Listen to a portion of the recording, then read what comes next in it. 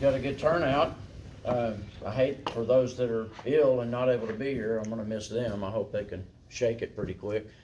But thank you for having us. We have been looking forward to this, and you have asked me to help with the singing and that type of thing. Well, you couldn't ask for anything that I enjoy any more than this. I love singing. I love anything about music, and yes, probably could be accused of a little over obsessed with it.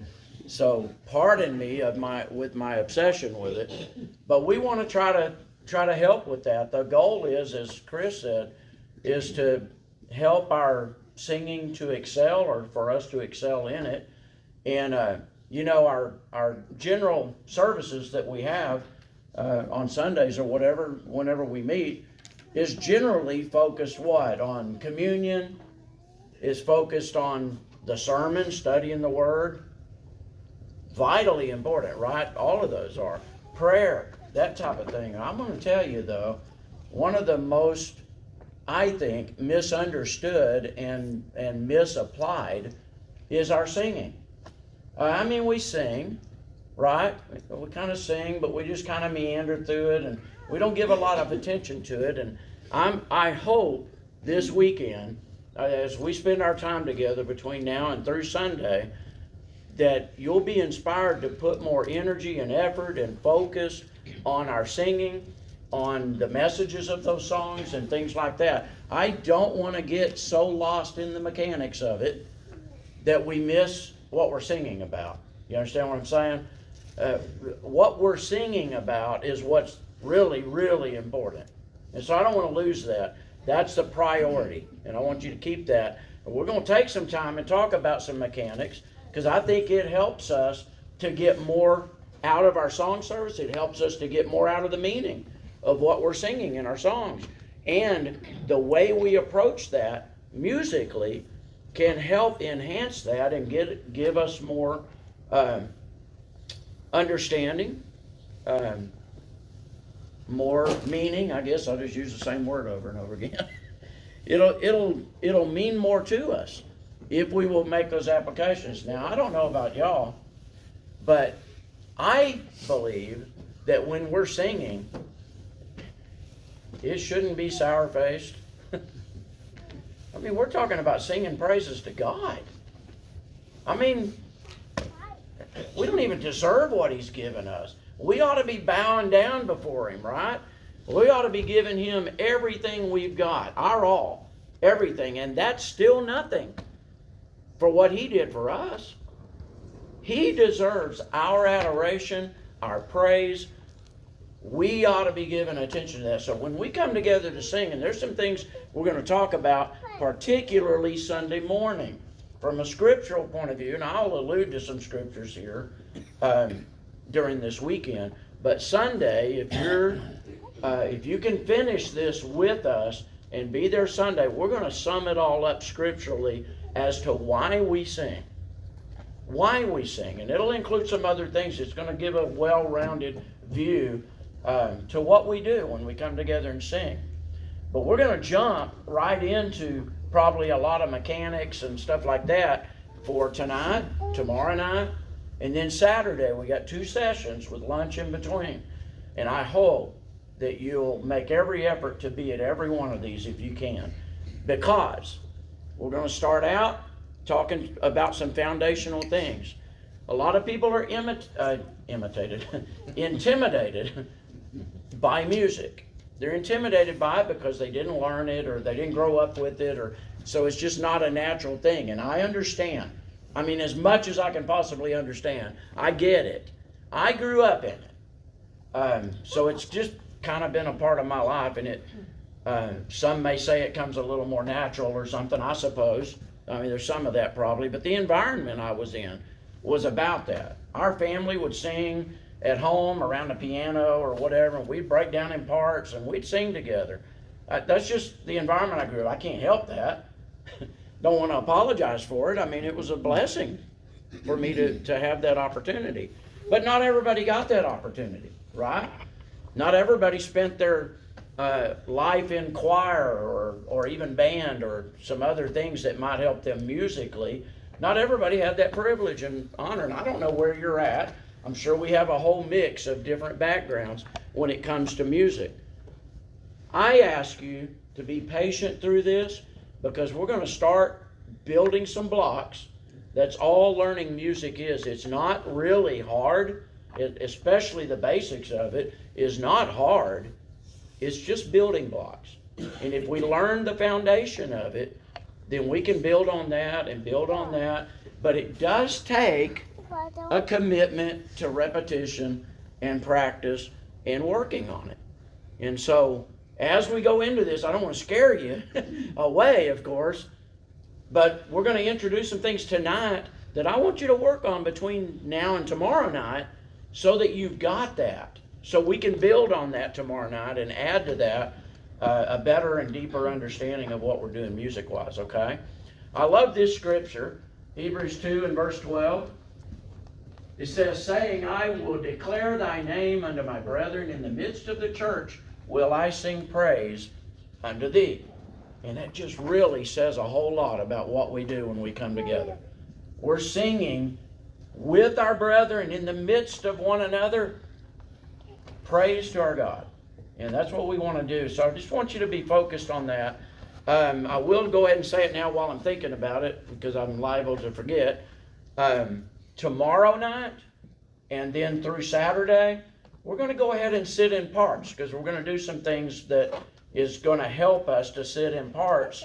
In other words, I mean sopranos together, altos together, tenors and basses, in their respective roles. And that way, that's going to help us to hear our part better as we learn some of this and sing together, okay? Again, thank you for being here. And I want you to put a smile on your face, and let's enjoy this together. We're going to be able to have a good time. If you will, just stand up. And this is the drills we do, and we will do at the beginning, Lord willing, of every session.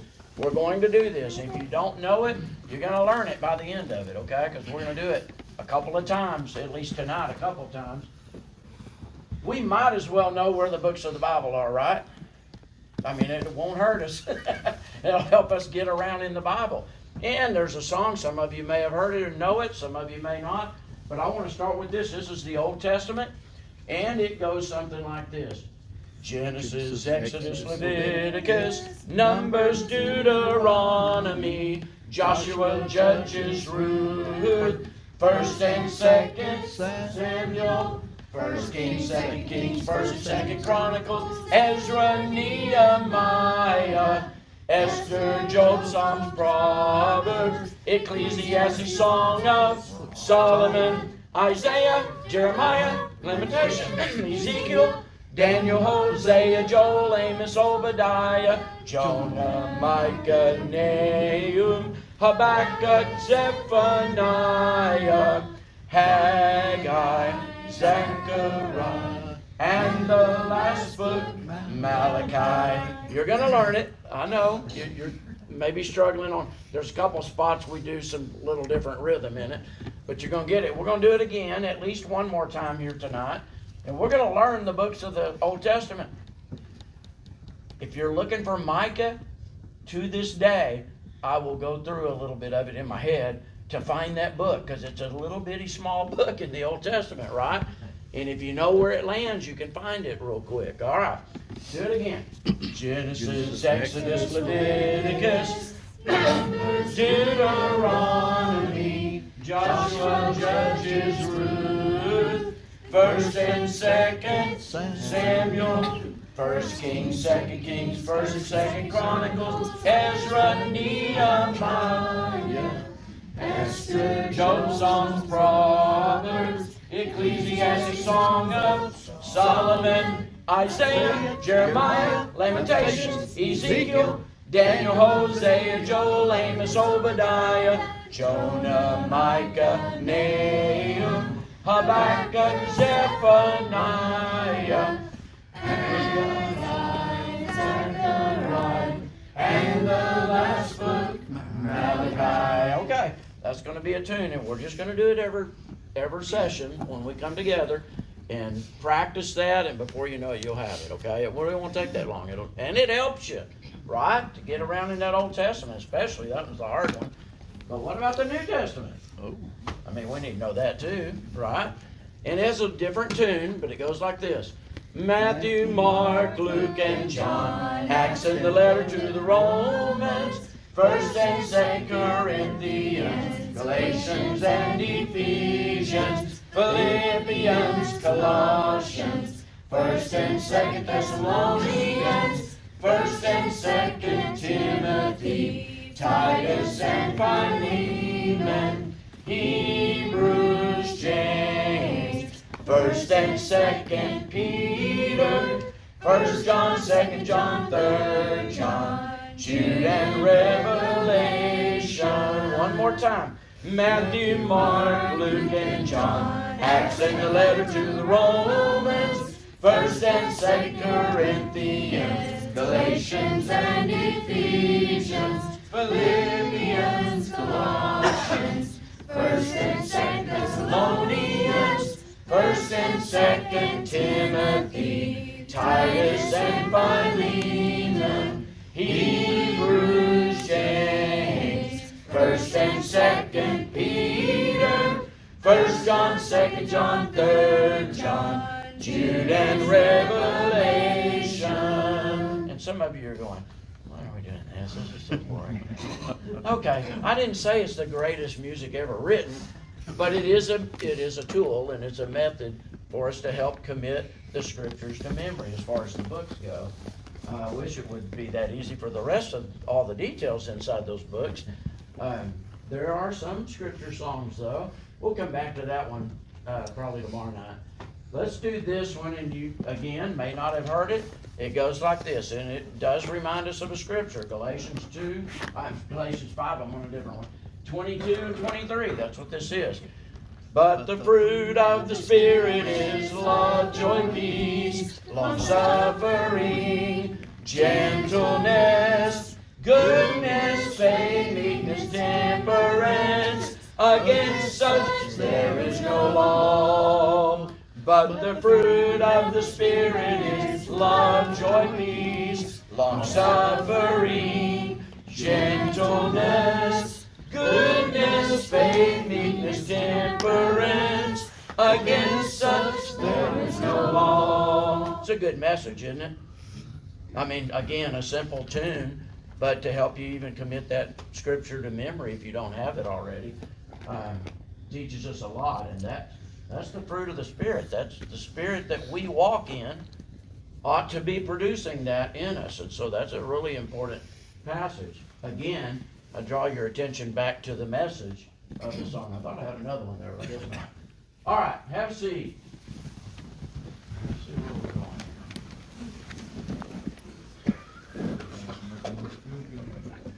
here.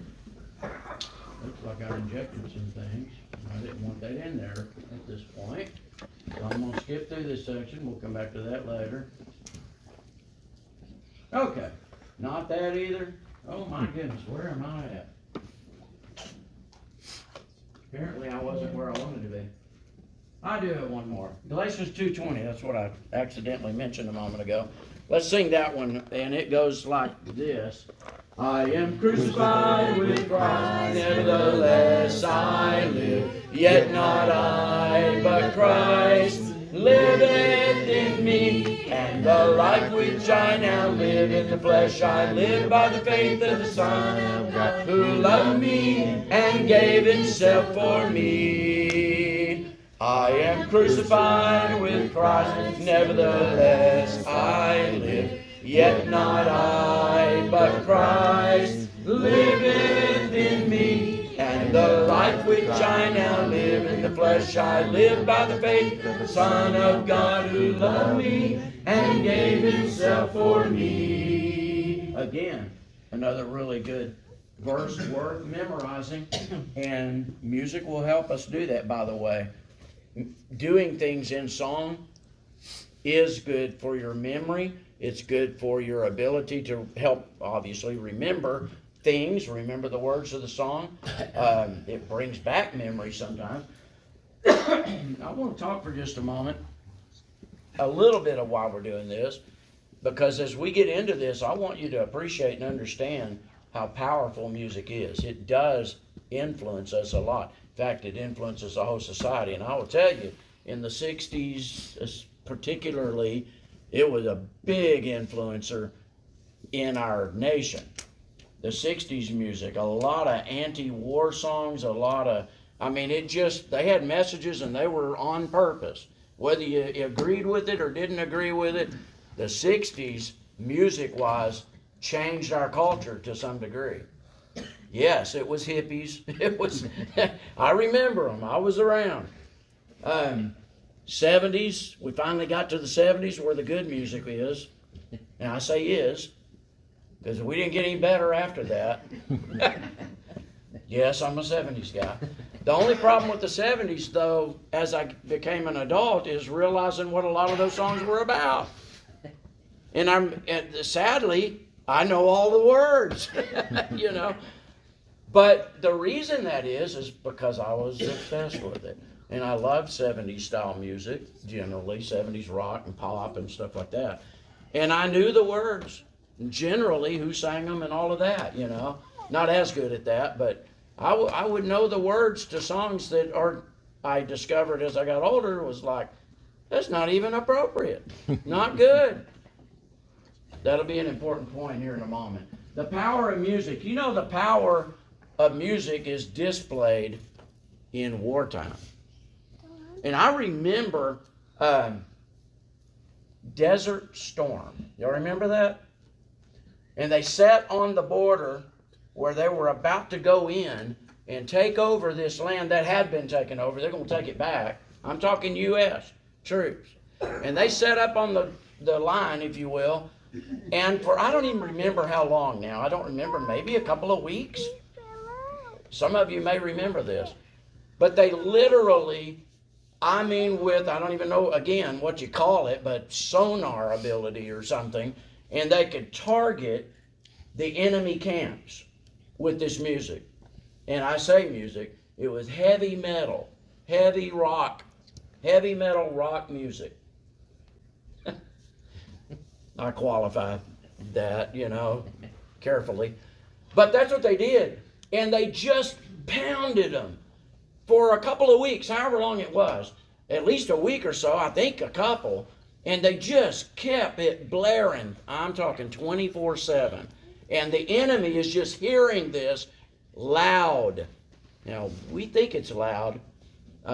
You ever been on the road and a car pulls up behind you and you feel your car shaking because of their subwoofers that they're playing? They can't hear anything, right? They've lost their hearing. But that's loud, right? This is like magnify that 10 times. I mean, it's just extremely loud. That's what they did to intimidate the enemy. And then when they go in to take it, you know what the enemy did? Y'all remember this? Some of you my age, you'll remember this. They just folded up. They're white flagging, surrendering, we just took over.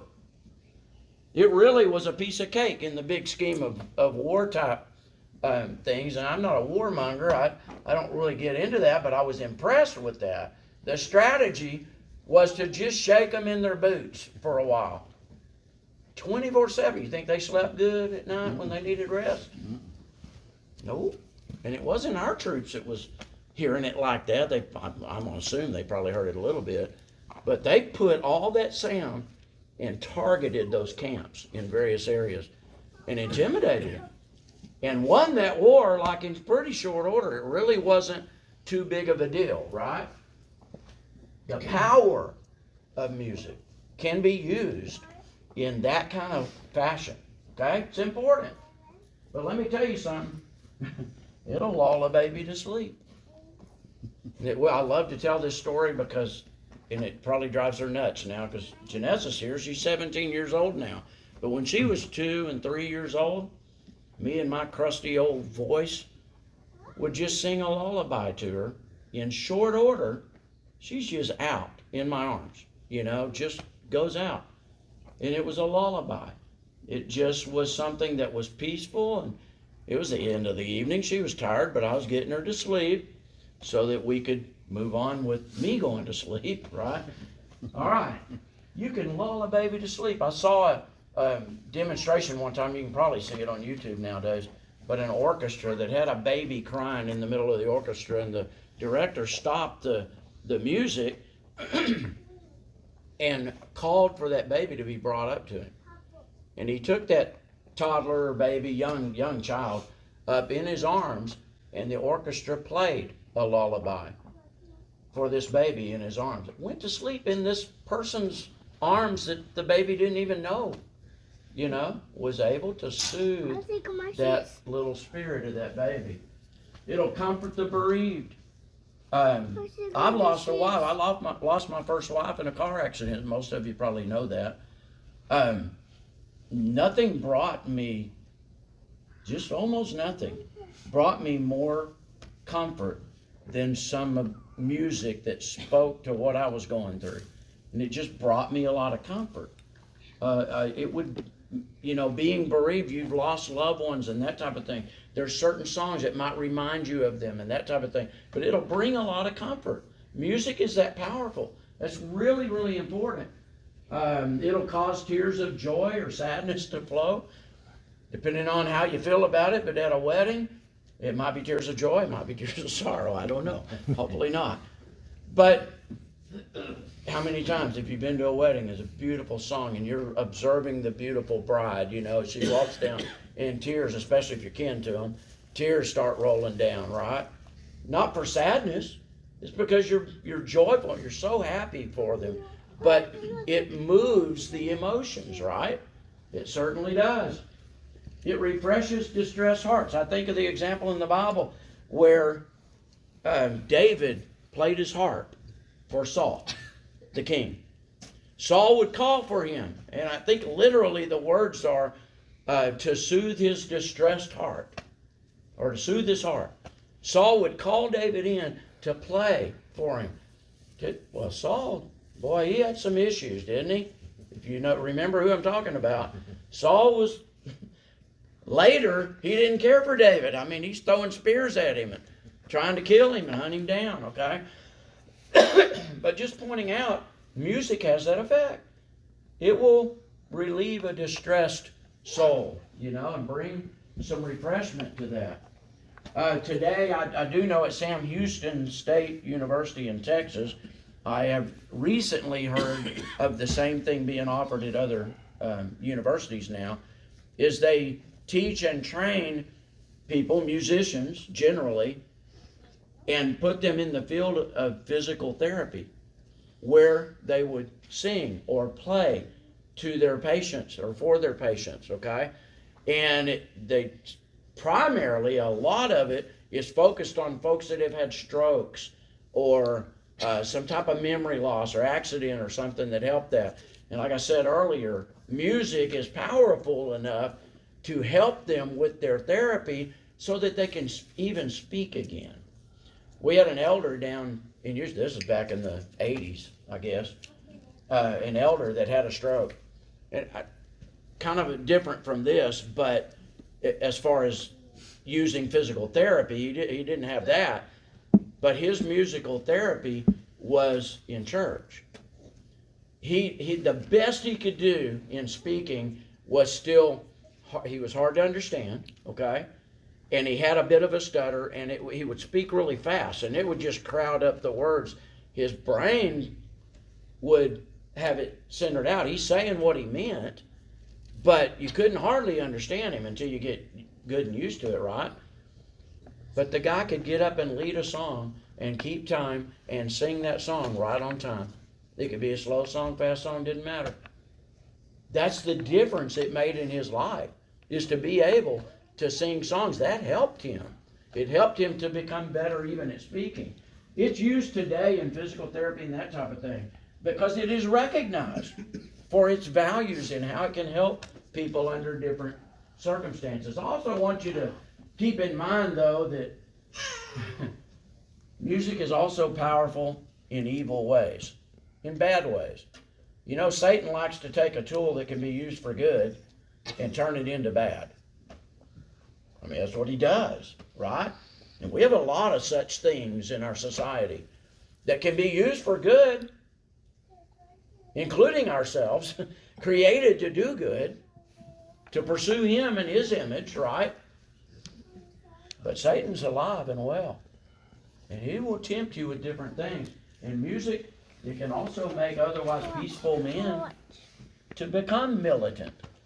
It can stir something up in them, the right music, like that hard rock metal that we were talking about, that they were sending to the enemy in Desert Storm. It can make peaceful men to become angry and militant and just want to fight off whatever. Don't even mess with it. You know, they just get in a mode. It's not a pretty sight, okay? But certain songs will motivate.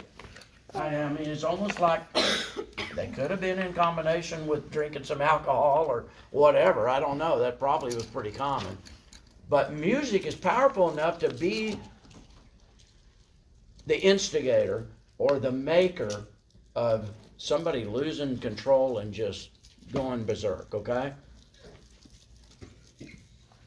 It causes general aggression. I remember one of my 70s songs. I was driving, I was about 18, 19 years old on the highway. You got to remember, some of you don't understand this, but speed limit was 55 back then, okay? They had lowered the speed limit. Y'all remember that? Worst 20 years of my life. 55, that's the max. Anything over that was breaking the speed limit, you know, breaking the law. So, I didn't normally, I mean, I might sped a little bit. I'm not saying I didn't do that, of course. I still do. They could be 80, I might do 82, you know. Like 80 is not fast enough, you know. The speed limit is set, and I'm driving, and my favorite song comes on, and it's kind of a rock song. It was by a group called Styx. I'll tell you the song. It was Renegade, if you know the song. Yeah, I see heads nodding. Man, that was an awesome song. Music-wise, and even the message at the time for me, it was like running from the law. I'm a renegade. Well, there's this section, it starts out really soft, melodic. It's very pretty. And then with a little harmony joins it and comes in. And it's just beautiful. And then that stops. And you feel the beat of the bass coming in. And then it is all out. I mean, it just blasts you and blasts you and blasts you. And it was aggressive in that song. And I was driving while that song came on. I was loving it, enjoying it. Man, just like I said, I'm obsessed with it. And I'm enjoying it, and I'm driving. And I get into that song without even realizing it. I'm just saying it affected my emotions in a way that I look down and I'm doing 15, 20 miles over the speed limit. I mean, I didn't normally do that. I wasn't one to do that. But that song was on, and my foot was getting heavier and heavier on that gas pedal, right? And I'm just driving like whatever, you know. I ruled the whole world, I guess, you know. But I actually realized that and acknowledged that that's what it was. And I've always told that story because it actually will control you. When you are in a state of mind that you're not focused on what it is you're doing, you're not paying attention and in control of your own emotions, it can incite your emotions and create you to do things you wouldn't ordinarily do. Even as innocent as that may sound. Thankfully, I didn't have a wreck or anything like that. But powerful music, is it not? And then I will tell you, it's not different with this. Music is used a lot of times to arouse lewd behavior. I mean, it just is. And let's just be honest about it. There's music out there that'll do that. It'll be sensual, or it'll be something that'll want to appeal or draw you to a wrong idea in your mind, you know. Oh man, it's just so attractive, it seems. It's appealing to the desires of our heart is what it's doing when it's all said and done.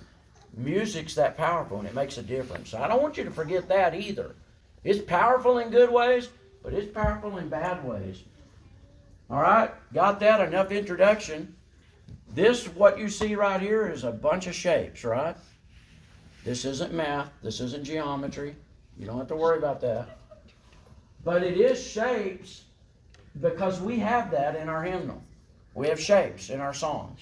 When we're singing, you look, if you don't know what I'm talking about, open a songbook and look at any piece of music in there and look above the words on that music staff and below the words, and you're going to see music and stuff written, right? But on those note heads, those particular notes, there's all of these kind of shapes in one fashion or another. This is called solfege. It was created to make learning music easier. So that you and I, who are not professional musicians, I thought one day in my past I would love to be, superstar status on stage and performing and that type of thing. That wasn't my lot. Didn't do that. Okay? But we're just people who want to sing praises to God, right? We want to sing praises to God. But if I don't know music, I don't know how that song goes. I certainly don't know the harmonies and things like that to contribute to it. And so instead, I tend to want to just sit back and let those that know it do it, right? This is created so that all of us can learn. Virtually anyway. I'll give a little room for an exception, but there's a lot of people, I'm just saying, they will say they're tone deaf, and I'll test them, and they're not truly tone deaf. They think they're tone deaf, but they're not truly tone deaf. They're not tone deaf, and I can explain, I can go at length to explain why I know that. This is learnable by virtually every person. Now, have I ever met a tone deaf person? Yes. I'll be honest with you. And it's happened maybe 2 times in my life. I mean, it's not normal. It's just untrained, unlearned. You just don't know, right? And you can't do what you don't know. I've worked several different kind of jobs in my life, from operating heavy machinery to working in a chemical plant, being an operator and doing a little maintenance on some of it and that type of thing. I didn't know how to do any of that until I learned how to do it, right? Music's not any different. It's not different. If you haven't been trained on it, you just don't know what you don't know, right? You don't know. That's why I say, thank you for being here. Give this an opportunity. At least gain something, right? There's going to be things in what we talk about that's going to help you. And I'll give you this one to start with. These shapes, we call it solfege in the music world, but it's called solfege, and it's built around a diatonic major scale. It's the do-re-mi's. You've heard of the do-re-mi's, right? You probably have seen, good grief, my mind just drew a blank. The musical, Sound of Music. Sound of Music, right? Where Maria is singing with all the kids, and she goes into do, a deer, a female deer, re, a drop of gold. You know what she's teaching them? Solfege. That's what she's teaching them. The do's and the re's and the mi, and to find those pitches. And before you know it, they're doing this big orchestrated song, right? We probably won't happen like that fast. But that's what this is, okay? It follows the solfege method of music reading, the different shapes I'm talking about, and each one has a distinct pitch of this scale, and each one of these pitches are represented by its own shape, okay? And for instance, there is those are Italian syllables, but that's literally what we recognize those shapes at in relation to the scale. If I was to sing this scale, it literally is going to go like this. Do, re, mi, fa, sol, la, ti, do, do, do. We've got an octave between do and do. I highlighted them as red just so that you see it clearly and recognize it. It's like home base. Do's the foundation of this diatonic scale. Sing it with me.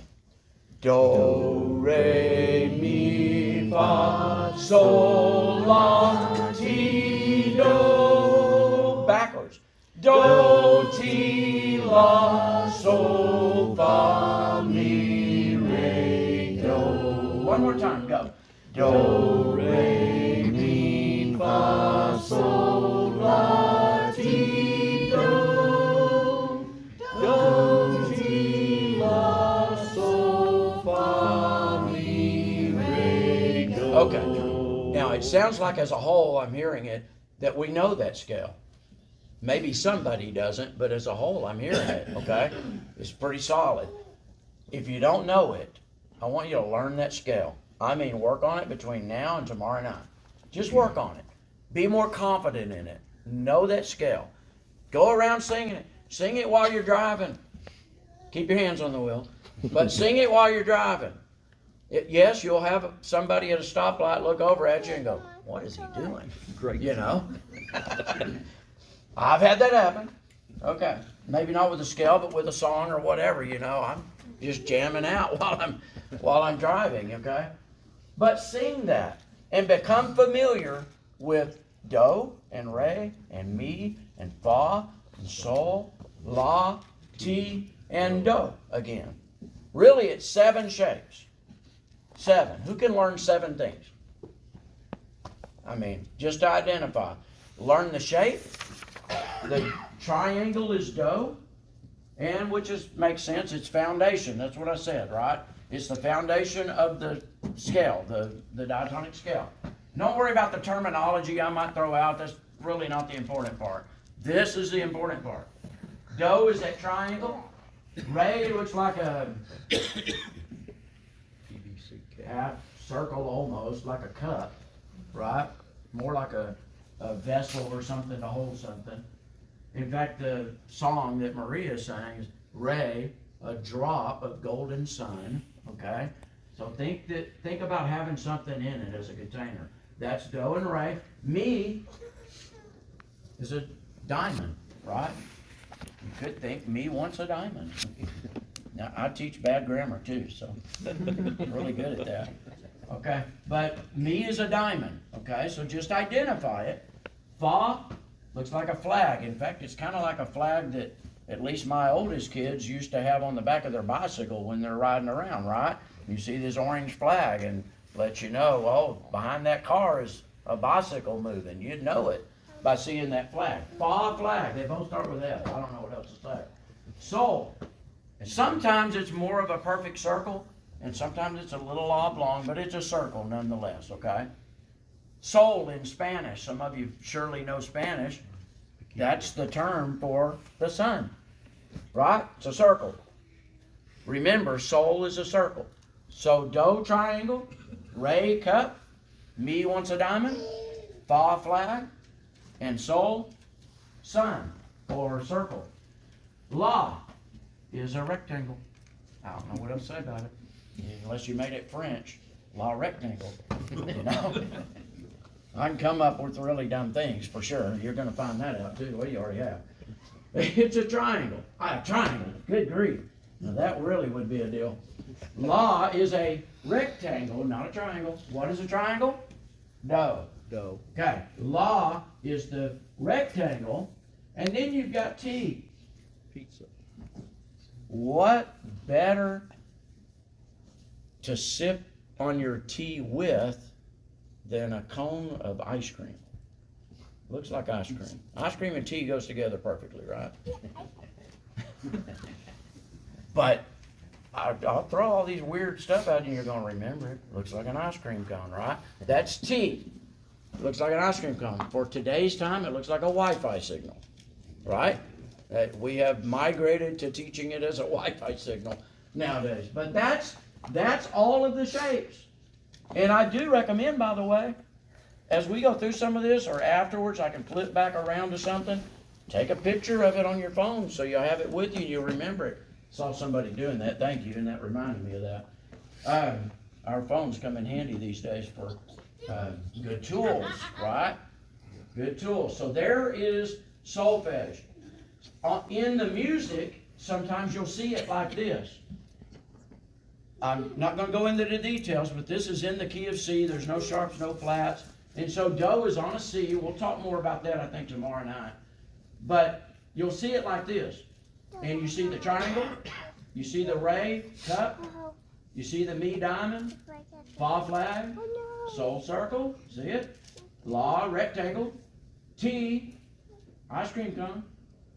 And then back to Do. And you make that office, that octave. That is literally the same scale that we just sang just a moment ago. Do it with me again. Do, re, mi, fa, sol, la, ti, do, ti, la, sol, fa, mi, re, do, re. We're going to get to where you're not going to have those little syllables there for you to cheat. Okay? So you got to learn it. Learn those shapes. 7 things. So I want you to learn those shapes before tomorrow night. And that scale that we just did. Learn that scale. Because that's just going to help us to launch into learning more and having a little more fun with this, okay? All right, so we're going to exercise a little. Let's see if I can get up here and be close enough to it. I think I can, yeah. Do. So sing this with me. I'm going to point, and you sing what I'm pointing at, okay? Do. Yes, and let me pause here. Listen to each other. If you're not confident or sure about it, listen to what's happening and jump in. Get it. I want to hear everybody, okay? Do. Do. Go again. Do. Do. Re, mi, fa, sol, la, ti, do. Do, ti, la, sol, fa, mi, re, do. We're going to do it 2 or 3 times, so just watch me. Do, re, mi, fa, sol, la, ti, do. Do, ti, la, sol, fa, mi, re, do. Do, re, mi. It's just like in church, you have to watch the director. All right? So that we're together. I'm just picking on you. It inevitably happens, okay? But watch me, because I'm going to hold on some of them and then maybe go a different direction. So just watch. Do, do, re, mi, mi, re, do. Do, re, mi, re, do. Okay, now what you are doing, I just want to break it down so you understand it. What you are doing, you're following, of course, following what I'm pointing at, but you sang 3 different pitches, right? Do, re, mi, re, do. Well, how did you know coming back that re was the pitch of re? I mean, how'd you know that? By repetition. You already have learned that, okay? Do, re, mi. So sing it. Sing do, re, mi, re, do. Go. Do, re, mi, re, do. Got it. Do, re, mi, re, do. Mi. Some of you remembered. Do, re, mi. So we're skipping re, but we have to think about, okay, so I have to sing the pitch of do, and then not re, and just sing mi, right? A little more challenge, right? It's a little more challenging. Let's do it again. Do, re, mi, re, do. Do, mi, do, mi, do, re, mi, fa. Do, fa.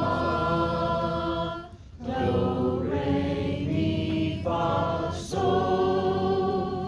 Sol, do. Yeah. Sol, do. Don't forget where do is, because that's our foundation for it. Sol, do. Okay, do it again. Do, re, mi, fa, sol. Sol, do. Sol, do. Do, re, mi, fa, sol, la. La. Listen up, everybody get on the same page. Do.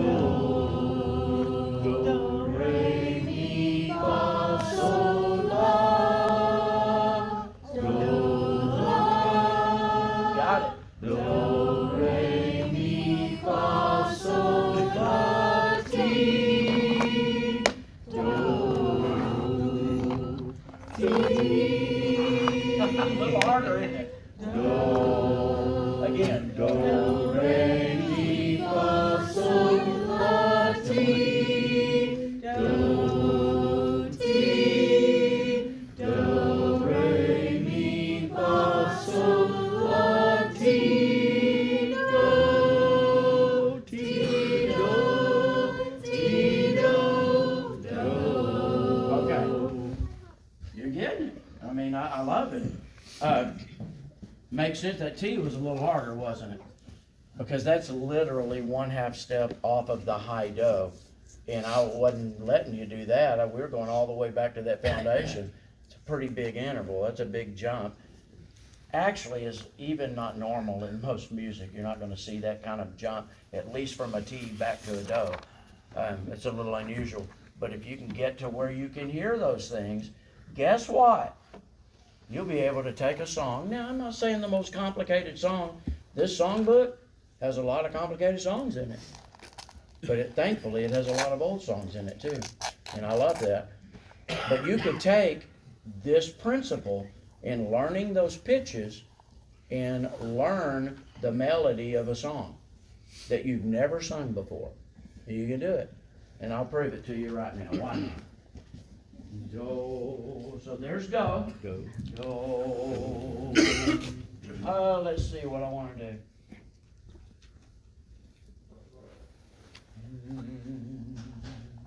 Right here, go. Do, do, re, mi, fa, mi, re, mi. Keep singing. Mi, fa, mi, re, do, ti, do, re.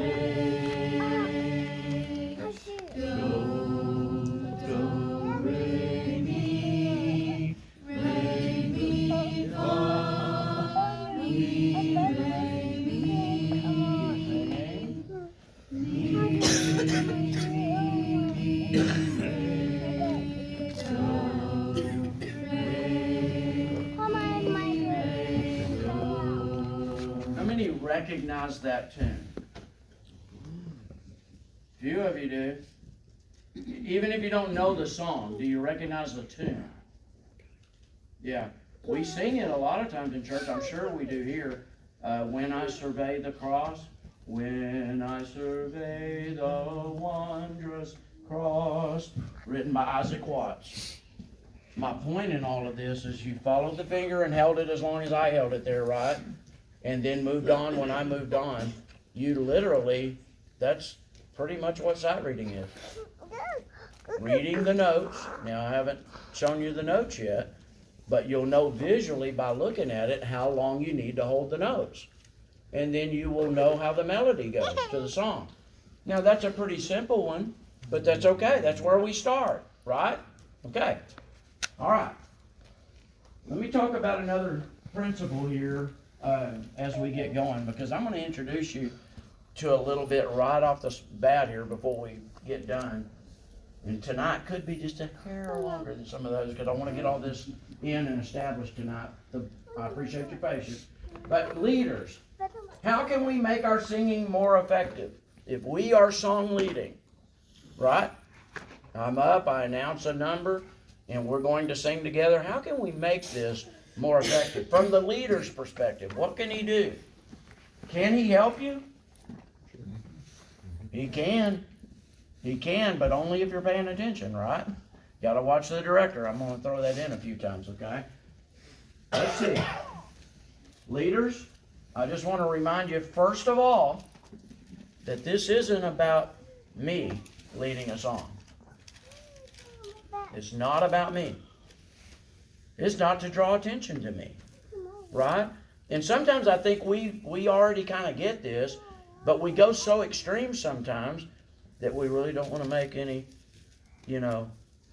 big expression or smile, or we don't want to draw attention to ourselves. That's not what I'm talking about. I'm talking about your heart. I'm talking about the reason you get up here is to serve. It's an opportunity to serve the congregation, and that's important to understand that that's what we're doing. We're helping to facilitate our singing together, and we'll talk more in depth as to why and what the benefits are of that. But we're singing together, and the leader is here to facilitate that in a way, when it's all said and done, that we can better praise and honor our God in song. That's really it. And it's really that simple, okay? So this isn't about me, right? Oh, I got to lead a song tonight, you know? Oh, I hope I get asked to lead one. I hope I get asked again to lead one the next time, and the next time, and the next time. No, I mean, okay. But we can lead one, or maybe not lead one. Maybe we have plenty of song leaders with extras, right? More than we need for our regular service. There'll be other opportunities. This isn't about me. This is about praising God. You understand what I'm saying? That's why this is important, okay? So, it doesn't help if I'm up here trying to just put on a show. I'm drawing the attention away from who we're supposed to be praising, you see. Now, I can only speak to this because when I was a young man, I kind of thought I was God's gift of song leaders to the church. I was young. I won't use the word. I was really dumb. I was going to say the ST word, but I guess I won't. We have little kids. I don't want to teach them to use those words if their parents don't use them, right? But I just really thought I was something, and I had it all together, and man, I've got to lead a song, and it's my calling, right? We have the wrong attitude about this sometimes. And it's not about that. We could be the same way about preaching or praying or doing anything else. We could have the wrong heart and the wrong attitude. It's about serving God and serving each other, because that's what we're doing in this position. Okay, song selection. Really important. What song do I lead? Now, I'm going to give you some general rule of thumb principles that I use. It doesn't mean it's right or wrong. It's just kind of general. But what I use when I'm asked to lead a song is I will usually have a couple picked out. If it's just like the first however many songs y'all have, 3 or 4 before prayer, okay? And let's say I've got the third song, and I've heard the first song and the second song, and they were both slow. Guess what I'm going to do on that third song? I'm going to pick it up. We're going to change the pace a little bit. Probably. I'm not guaranteeing that, but generally, I kind of think like that. I want to kind of mix up the songs of different feels, different speeds, different energy, and hopefully we're reaching different people at different levels, songs that mean something to them, okay? So that's one of the principles. Also, if I'm leading, let's say we do 3 songs and then we go to prayer, just using an example. And we had 2 slow songs to start with, and then I have the third song, and after that we're going to prayer. Well, prayer's kind of a solemn time, right? I mean, generally, we're bowing, we're being very reverent in our approach, humbling ourselves, right, in prayer. I'm probably not going to sing one of my favorite upbeat bass lead, alto lead song and stuff before we go to prayer, because you're setting a mood, right? You're establishing and helping each other, us, to be in a frame of mind to approach the throne of God and speak to God. And I probably want to lead a song that might lend itself to that. It might speak of prayer, or it might speak of our relationship with each other or with our God and that type of thing. So there's a reason to think about. Don't just casually go, I think I'll just lead this song because I like it. It doesn't matter when I'm leading or whatever. True story. I know it's an example used by people, and I don't know if it's true in their life, but I did this as a teenager. We did, growing up, whoever was leading songs led all the songs in that Sunday morning service. And then other services, we might mix it up, you know. But generally, you were given like a Sunday, and you're leading songs. You're leading all the songs Sunday morning, okay? So I picked out all my songs, and I love Oh, Why Not Tonight. I mean, it's a great song, right? Sunday morning, I'm leading the invitation song, Oh, Why Not Tonight? What kind of message did that? I mean, the poor preacher just poured his heart out to appeal to somebody coming to Christ, and I led the song, Oh, Why Not Tonight? That really happened. Didn't catch it till I was well into the song, and we're singing, "Oh, Why Not Tonight." Oh, brother, if you were thinking about, coming forward and giving your life over to Christ, you don't do it now. Why not tonight? Just put it off, right? We don't teach that anywhere, do we? When we're studying with somebody and they're interested in the gospel, we don't say, well, just wait till tonight. Wait till next Sunday. Wait till, next month. We don't do that. No, the time to respond is right then, right? When they're touched by it and when they know the truth and it has spoke to them at a certain level, either in the sermon or the song. But we can kill it in the song with the wrong song. Okay? Communion can be the same way. It's a pretty solemn occasion too, generally, right? For communion, when we're remembering the death of Christ in our stead. And then we want to come out, hallelujah, okay, hallelujah, praise God. I mean, you can tie it. Most songs you could probably tie to it, but is it really the best that's putting us in the frame of mind for what we're about to partake of? Songs, like I said, they speak to your emotions, right? They should. It should. And we should respond to that, but appropriately. Give some thought to what we're doing and what song we're leading and when we're leading it. Closing song, that's an upbeat song generally for me. Leading a closing song, it's like an encouraging song that gets you built up and to go out into this world and fight the fight, Maybe talk to neighbors, I'm on fire now. That was a great sermon. We spent time around the table together. We prayed to God. We sang songs of praise. And I'm going to powerhouse it at the end, generally. Maybe not. Maybe there's a time to give a sentimental song that relates to the sermon or something. You could do that. Song selection. Leaders, think about it. If you're leading the song before the sermon, if it's like right before the sermon, ask whoever's preaching, whoever's going to give the lesson, ask them, do they have a particular song or a particular theme that you could help get a selection that's going to help establish that message that's going to happen, okay? So just give it thought on the song selection. The order of songs, I already gave some of it away, but like when to do a slow one or sentimental or something with a really more serious message. I'm going to say it because some of our songs, you could argue it's a serious message, but sometimes they're fun, right? You know what I mean? That's a fun song. I love that song because it's fun. And we can be guilty of that. And the attention's not about as much fun. I mean, we should enjoy it.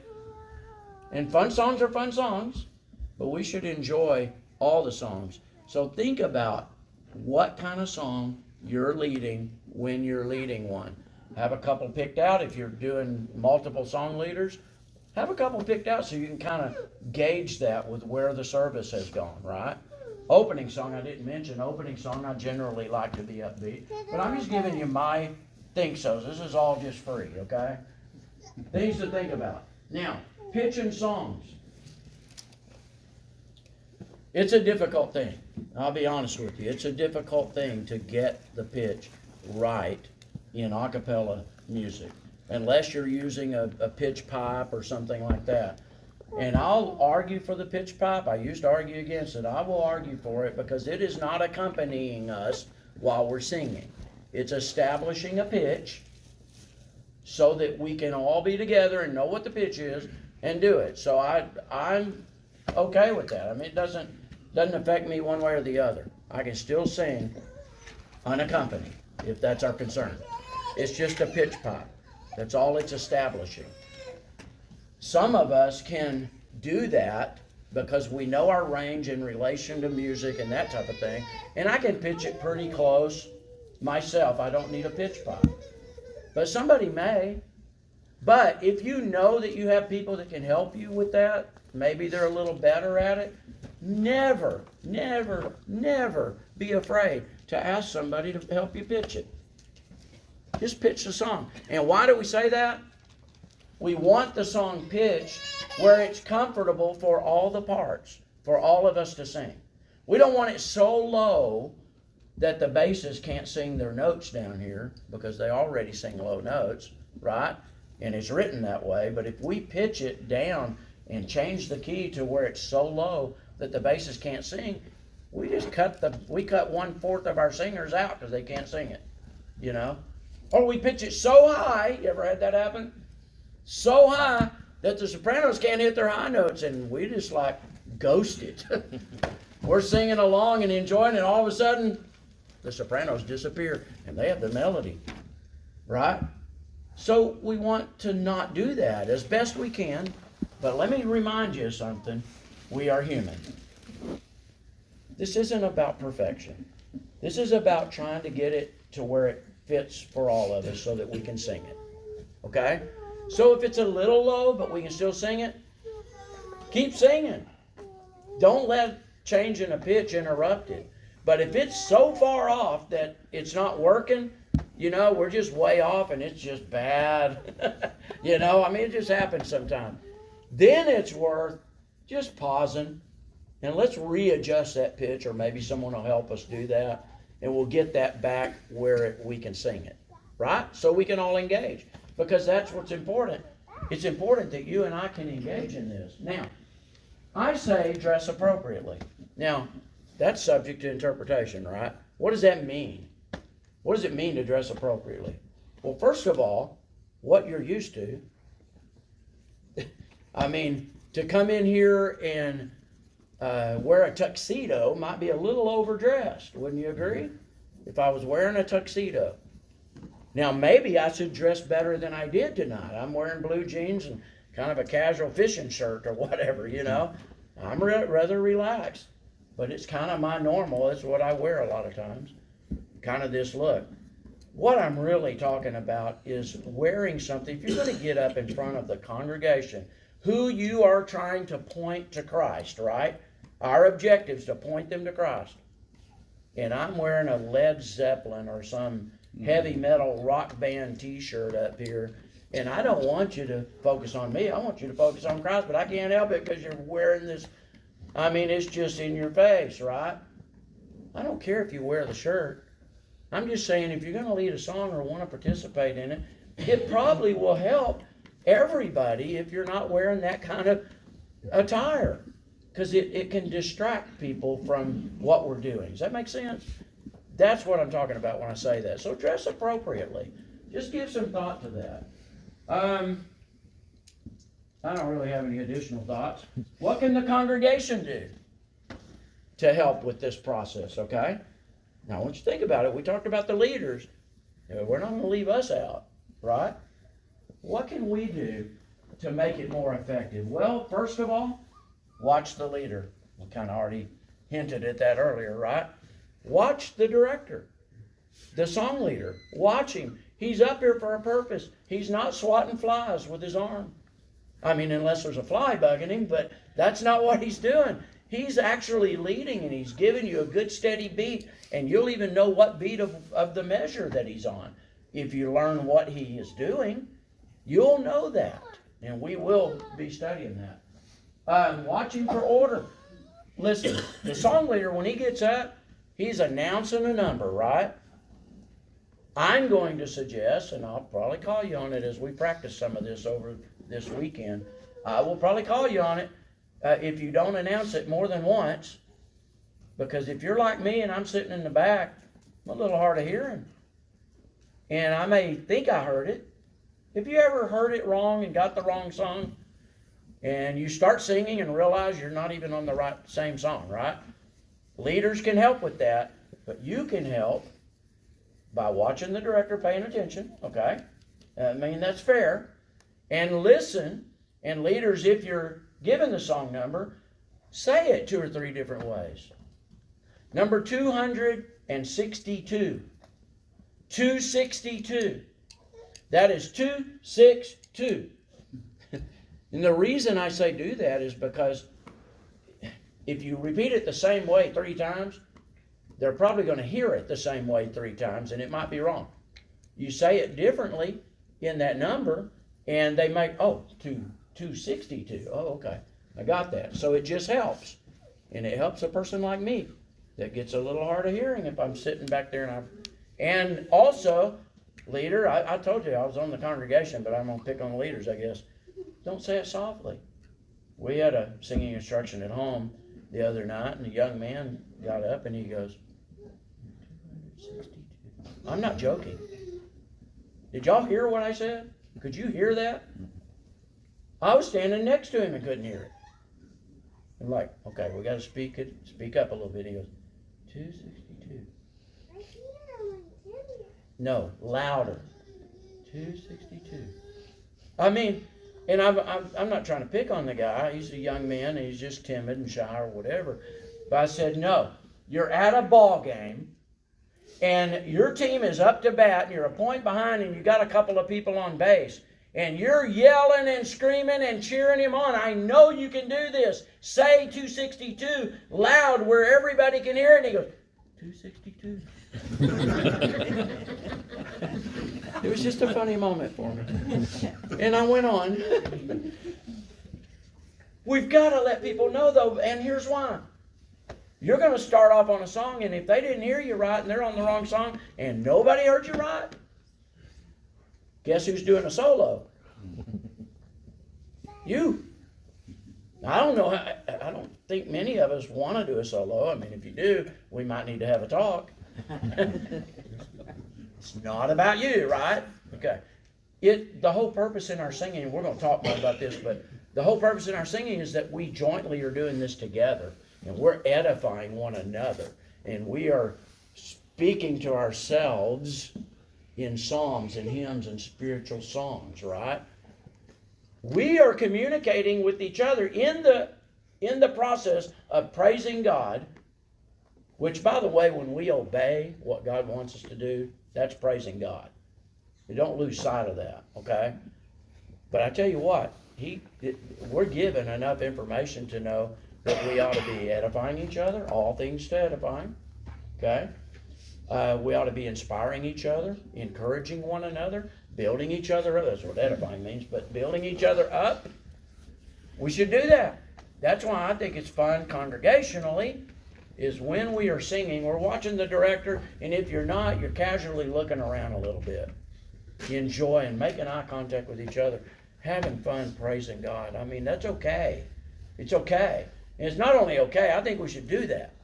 Spend time understanding that we are urging one another to praise God, okay? So give it focus. Engage eye contact with the leader. Look, that's encouraging to the leader.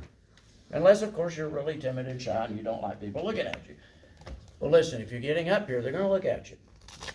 It's just part of the process. There is nobody in here that wants anybody to fail at what they do, though, right? We don't want that. We want to encourage. We want to encourage a new song leader. Get up. Be yourself, but get up and lead the song and enjoy it, okay? And I guarantee you, eye contact will encourage you. Does it not? If you lead songs and people are looking at you, you look up, song leader, because you need to do that occasionally, and look at your audience. Engage them, eye contact, make eye contact. It encourages one another. It helps. It'll put a smile on your face sometimes, right? And by the way, if you make a mistake, smile. It's okay. We all do it. I do it, you know. Remember, you're teaching and admonishing one another. There's some of the aspects of what we do for each other. Offer your best to the Lord. We're taught that in everything we do. It ought to be to the best of our ability for God. Is singing any different? We should be doing the very best that we have, whatever that is. Somebody said, I can't carry a tune in a bucket. And that might be true. It might be true. But I will tell you what, if you're going to make a noise to the Lord, make it joyful. That's what the psalmist said. Make a joyful noise to the Lord. So if you can't sing it in tune, you make it joyful. You make sure your heart's where it needs to be, and that ought to come out in your facial expressions, whatever. Offer your best to the Lord. All right, real quick, when you're looking at music, I want to cover this now because I don't want to take the time tomorrow. When you're looking at a piece of music, you will see vertical lines. If you look close at your music, you will see vertical lines throughout that music. And in between that will be notes or rest. In this case, I just put rest in there. But you will see a variety of notes, and then there will be a bar line or a measure line, and you'll be in the next measure, you see? And every note in there is in that measure until you cross a bar line again. And then you have another set of notes, okay? And songs are written like that, and the reason I say that is sometimes you need to know, maybe there's an instruction for a certain measure. When we get to the measure here, I want to sing it soft, or something like that. And you need to know what a measure is so you can get around in the music. That's a measure.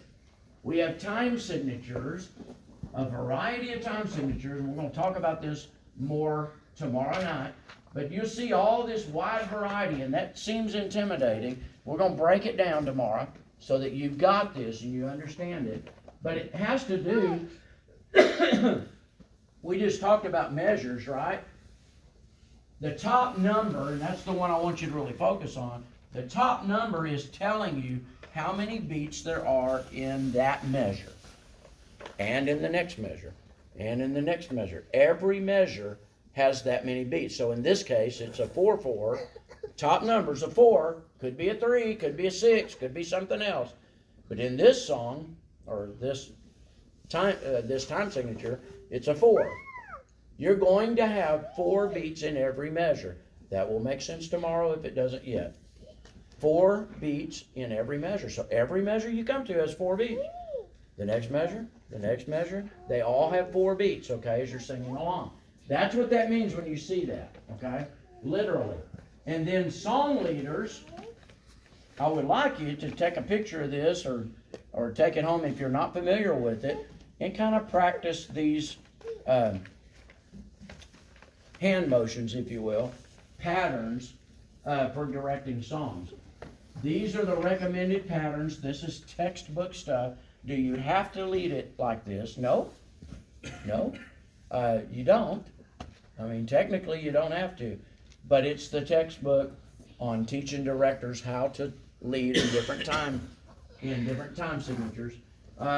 Look, if you can see it, second line down, third one over says 4/4. We were just talking about that a moment ago.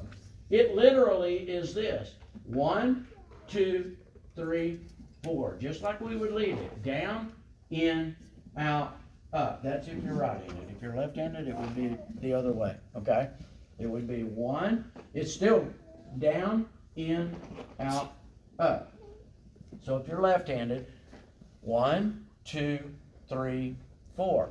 But that's 4, and you would literally direct that pattern for every measure. Literally, when you start a new measure, you're on 1 again, okay? And that's, I'm trying to simplify it, but that's the way that works. If you take a picture of that and just look at that and practice doing those movements, eventually this becomes muscle memory. It'll be a piece of cake. You'll get used to it. It's not a big deal. Again, do you have to lead it this way for any given time signature? No. No, you could just, the main thing is to keep the beat. Keep it steady and keep everybody together, okay? Because that's some of the benefits that you're offering to the congregation. Okay, let's do one more thing real quick and then we'll shut this down. Tonight we're not doing a lot of singing. We will get more and more into singing as we go through the weekend, okay? Be patient because I want to lay the foundation. I want us to get there. But I do want, let's stand up. Y'all been sitting a long time. Let's stand up for a minute. And I want to practice a couple of things. And I want you to kind of just get used to it. And then tomorrow night, remember, tomorrow night we're going to sit in sections. Basses together, tenors together, sopranos, altos, okay? And I'll let you know tomorrow night where that'll be. But we'll divide up into parts so we can work some things. I want you to sing this with me. Do, do. Let's do the scale real quick. Do, re, mi, fa, sol, la, ti, do. And backwards. Do, ti, la, sol, fa, mi, re, do. one of the things that we can do to help our singing, we'll get more deeper into this again. I keep saying that, but we'll get deeper into this as we go. One of the things that I want to spend a little time on, we won't have time to do a lot of it, but I want you to think about vowel sounds when we're singing, okay? Now, we're from the South, and we kind of get, I mean, I'm just being honest, because I do too, kind of get a little lazy with our language sometimes, the way we say things and whatever, right? It's not all prim and proper like Europe or something, you know? Who wants to talk like that anyway, right? I like the South. But when you're singing, if we will focus on a couple of things, when we start singing together, right, the idea is together, we will sound more unified musically if we will do some basic principles. Number one, vowels. A, I want you to think ah. Sing ah for me. Now, I don't want you to go ah. That just wasn't beautiful, right? I'm going to pick on you a little bit, but I want you to go ah. So open your mouth. Nobody cares what you look like. Just open that up, okay? And sing that. Ah. First of all, did you hear the projection of it being louder? It's immediately louder, okay? That's a good thing. That's what we want. We're praising God. That's what we're leading to here, right? Sing the vowels really tall. I was taught, and I still teach it this way. It's gross to think about, but think about putting an egg in your mouth and the fat side at the back. In other words, soft palate's up, the tongue is down out of the way, and imagine that egg, the narrow pointed part is right up behind your teeth. That's what the shape of your mouth ought to be when you're singing. Even for the other vowels, okay? So let's try that with ah. Ah. So picture that. Okay, I want you to see if you noticed what I noticed immediately. First of all, when you opened up, you got louder. Y'all notice that? And then this time when you did it with that idea of that egg in your mouth, we all sounded the same. I mean, for the most part, maybe there was an exception somewhere, but I didn't hear it. We sounded the same. I know, we're not musicians, right? And to do that is going to a lot of extra effort. But do you want it to be the best that you can offer the Lord? Then I'm just telling you, if we all do the same thing, we will harmonize together. Now, right now we're singing unison, but we will sound like one voice because we're all pronouncing it the same. That's ah. Now we're going to go through the vowels. So do that again. Ah. To E for eh. Same thing. You still got the egg in there. Let's do I, and that's I. So what's real tempting, that's the hard one, right? Normally we want to say I, and we just close down on it, right? I. No. It's still open as best you can and still to say I, okay? So we have ah, eh, and I. Let's do that. Ah, eh, oh, good open, and ooh. You did very well on ooh. That's another hard one because we closed down, right? But keep that mouth open when you do it. So just an exercise, something for you to think about when we're singing. The better, the more that we can do that, we transform what we do in our singing. It's just one tool. There's many, but that's just one tool. So I want you to think about that because our purpose is we're doing this together in unity to teach each other. Okay? So it's not just in the sermon where we teach each other, right? We do it in our singing. We admonish one another. You ever been admonished in song? Came in one time, was having a little argument with my my first wife, who's now passed, but was ashamed even to say it, but we were having a little spat about something. I'll be honest with you, I don't even remember what. And I never remembered what it was. I just remember the incident. And we're on our way to church. And we're disagreeing about something. Whatever it was, right? You ever have disagreements with your spouses? Come on, you can admit it. We have disagreements sometimes. Still do. I mean, she usually comes around and realizes that I'm right. Right, Jim? I didn't hear her. Usually it's me, right? Okay.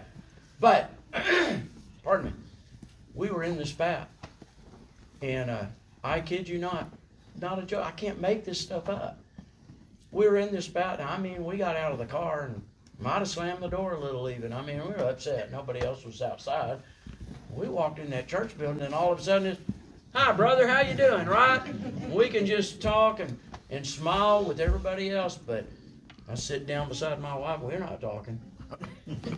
There's a big wall right here, right? You know what the first song led was? Angry words, oh let them never. Y'all know this song? Yep. Yeah. Love one another. I am not joking. That song started and I'm like, God, what are you doing? Right? I'm getting a personal message from God right here because that song should not have been led at that time. It should have been. I looked over at my wife, she looked over at me, we both smiled, it was over.